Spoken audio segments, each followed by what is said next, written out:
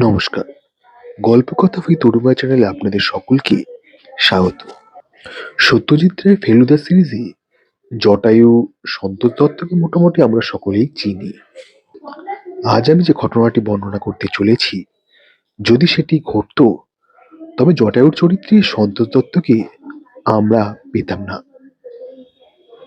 চলুন কর্মক্ষেত্রে তার জুনিয়র অশোক বক্সির কথায় উদ্ধৃত ঘটনাটি আমরা শুনে নিই।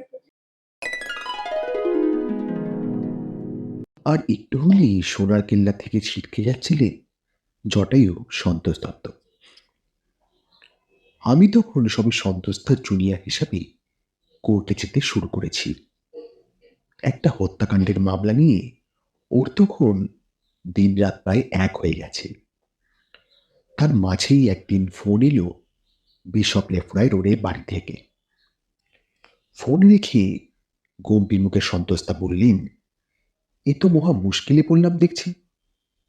মানিকদা ফোন করেছিলেন, আমাকে জটায়ুর চরিত্রটা করার জন্য বললেন।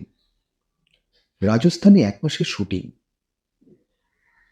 যেদিন যাবার কথা সেদিনই তো মামলা শুনানি। কি করি বলো তো ভাইয়া? তখনকার সময়ে আদালতের দিন পড়লে মুলতবি নেওয়া অতটা সহজ ছিল না। সন্তোষদা 7-5 না ভেবে সরাসরি ফোন করলেন মামলায় বিরোধী পক্ষের পাবলিক প্রসিকিউটরকে। সব খুলেও বললেন। চেয়ারের উল্টো দিকে বসে শুনতে পাচ্ছি ওপার থেকে উত্তর ভেসে আসছে, অত ঘাবড়াবার কি আছে? শুনানি যাতে না হয় তার সব বন্দোবস্ত আমি করে দেব। তুমি শুধু একটা পিটিশন করে নিয়ে এসো। জজ সাহেব ছিলেন শচীন সান্যাল। পিটিশন নিয়ে ওর ঘরে আমরা 3 জনে গিয়ে হাজির হলাম। জজ সাহেবকে সত্যি কথাটাই বললেন সেই পাবলিক প্রসিকিউটর। সঙ্গে এও বললেন, মামলাটা যদি 1 মাস পিছিয়ে যায় আমার কোনো আপত্তি নেই। শচীন সান্যাল সব শুনে বললেন, ঠিক আছে, আপনি ওর বিরোধী হয়েও যখন এই কথা বলছেন আমার কোনো আপত্তি নেই, আমি অ্যালাউ করে দিচ্ছি। এভাবেই জটায়ু চরিত্রের ছাড়পত্র পেয়েছিলেন সন্তোষদা। কি সব সময় ছিল, তাই না? টানা 1 মাস ছিলেন রাজস্থানে। ফিরে এসে খুব উত্তেজিত হয়ে গল্প করতেন। তার অর্ধেকের বেশি থাকতো ওর মানিকদাকে নিয়ে। উফ, অমন অজ্ঞকোষের ছবি করা ভাই, আমি আর কাউকে কখনো করতে দেখিনি। একটু সময় নষ্ট করার জো নেই। শটগুলো ছবির মতো আঁকা, আর ডিসিপ্লিন স্প্লেন্ডিড। অসম্ভব আপ্লুত হয়েছিলেন হীরক রাজার দেশে করেও।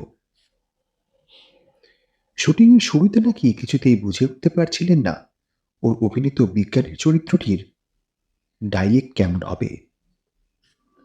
মানিকটাকে বললাম, উনি বললেন, শোনো, যখন ধরাচুরো গায়ে উঠবে দেখবেই সংলাপ নিজের মধ্যেই তৈরি হয়ে গিয়েছে। সেটা যখন বলবে সেটাই হবে তোমার স্টাইল। কি অদ্ভুত শেখানোর কায়দা বলো তো। ঘটনা হচ্ছে তাই হয়েছিল।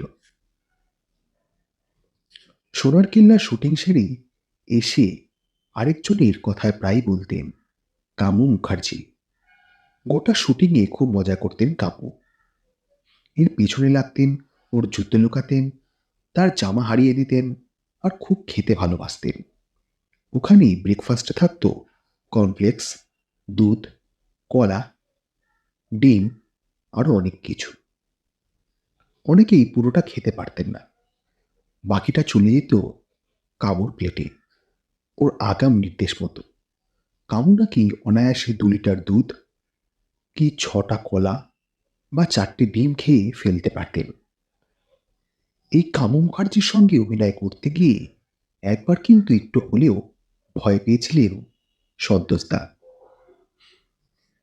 জয় বাবা ফেরুনাথ, মগনলাল মেঘরাজের ডেরা, সেই বিখ্যাত শট। জটায়ুকে দাঁড় করানো হয়েছে গোল চাকরিতে পিঠ থেকে। উল্টো দিকে ছড়া হাতে দাঁড়িয়ে তার বৃদ্ধ সাগরিত, অর্জুন, কামু। অর্জুনের হাতের ছোড়া একে একে গিয়ে বিঁধবে জটায়ুর আশেপাশে।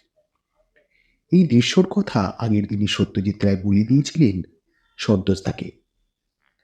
সকালে শুটিংয়ে যাওয়ার আগে বৌদিকে সন্তোষদা বলেছিলেন, আজ কি হবে জানি না বাপু, মালিকদা যা সব ছোড়াছুড়ি করার কথা বলছিলেন, একটু এদিক ওদিক হয়ে গায়েটা গেঁথে যায়। পরে হাসতে হাসতে সে গল্প বহুবার বলতেনও তিনি।